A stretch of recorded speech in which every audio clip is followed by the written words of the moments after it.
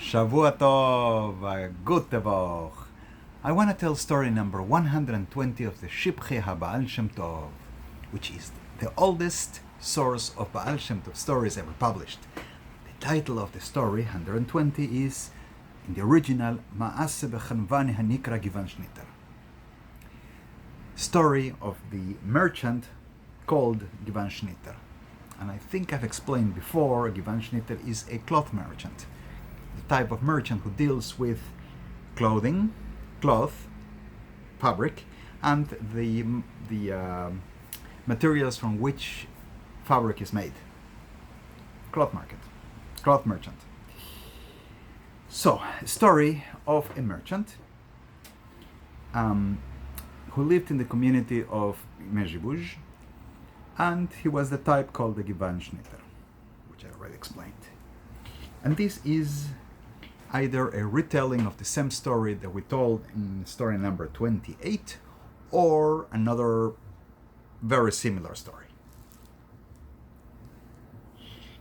So what happened to this Givan Shniter, to this cloth merchant? He went to the city of Breslau.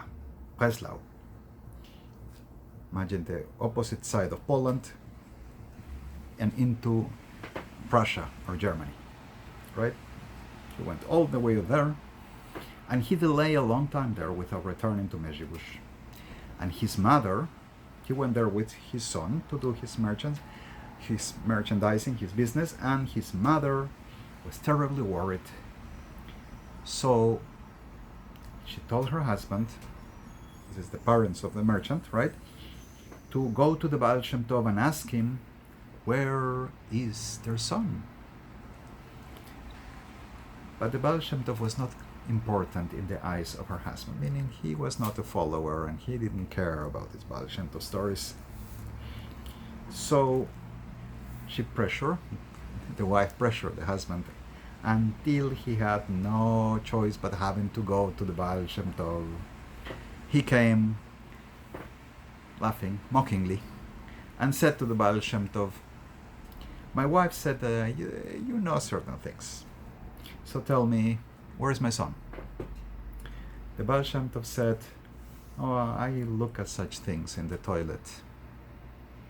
Okay, the Hebrew could be read slightly different, but basically the Baal Shem Tov is answering with a mocking way. Which tzaddik is going to look at things in the toilet? You mock me, I mock you. Anyway, the Baal Shem Tov took his lulke and went to shul. And when he came back, he said, I saw that your son is still in Breslau. And he had just put on the Deutsche Hit, the German hat. This is a custom in that city, that after the fair, merchandise fair, after they go to market and finish their dealings, they change hats. So the man made a mark in his calendar that the Baal Shem Tov said, and that day his son had finished the market day and changed hats, finished with the deals.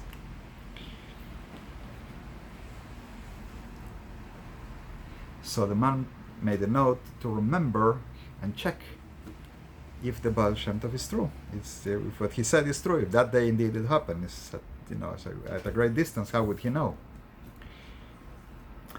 When the son finally returned from his long trip, the father asked him, what day did you finish the market? And the son told him exactly the day the Baal Shem Tov said that day he changed hats. So the father then asked, why didn't you send me a letter like you did other times with the postman? There wasn't a regular post service in those days, but there was somebody who travels and takes letters. Why didn't you send me a letter with him? So the son said, because I was invited by a customer to go a different way, to sell him merchandise, and then I had to take that merchandise to the house of the main merchant, and then I missed the path when the postman returns. I was busy with the dealings, and I was not there when the postman was coming back. and then I went back to Breslau to buy other merchandise, and that's why I delay so much in coming back to Mezhibush. So that's the explanation.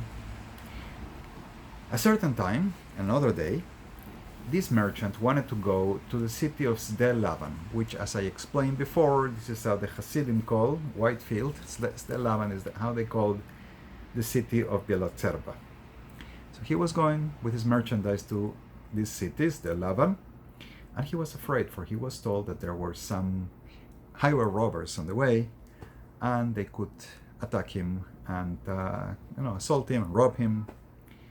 His wife, this time is the merchant's wife, told him, I heard that the Baal Shem Tov is about to go to Sde Lavan also. Give a little gift to his non-Jewish servant, and he will let you know exactly when the Baal Shem Tov is going.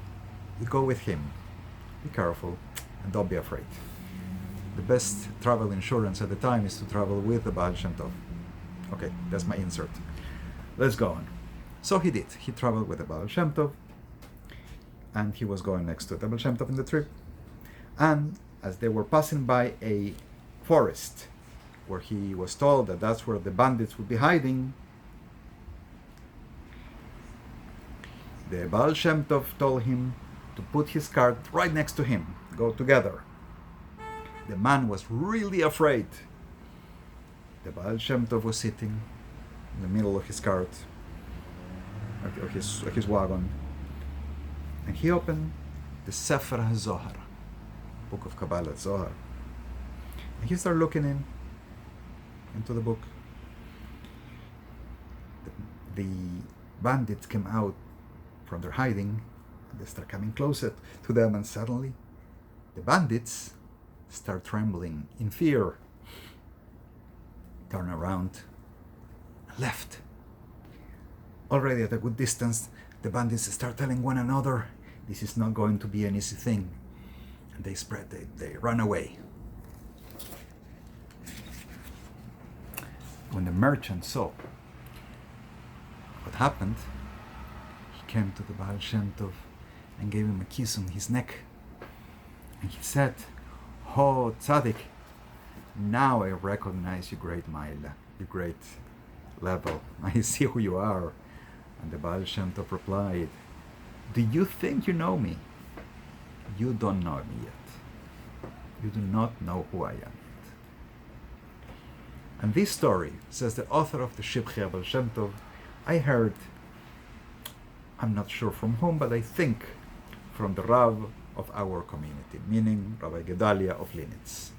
That's what he think he was. I will give my 2 cents worth of opinion. Again, not something found in the story, that when the Baal Shem Tov says, you don't know me yet, it's not a gesture of arrogance, oh, you know who I am. Rather, don't think that the tzaddik, that the Rebbe, that your connection is because he can do this miracle by looking at the Zohar. Rather, come and study, come and learn, come close to what the secrets of Torah really are, and then you will know who the tzaddik is.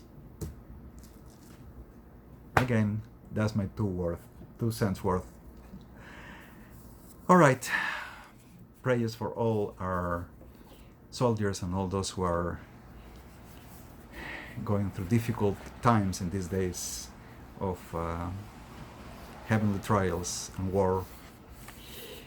I am translating all the stories of the Shivchei haBaal Shem Tov from the original Hebrew, and telling them all the stories here every Motzei Shabbos, every Saturday night when Shabbos finishes, when the Shabbat finishes, here in the channel, 1 video in English, 1 in Spanish, and I am meticulously translating, I always have notes and corrections, to edit and, God willing, publish the book in Spanish for the very first time, the first translation ever done of the Shivchei Baal Shem Tov into Spanish. I appreciate all contributions toward my efforts and keeping this going, and for the future publication of the book. Links in the description. If you like it, give him a like, give the videos a like, share, tell people about Shem Tov stories, subscribe. Shavua Tov. a gute Woche.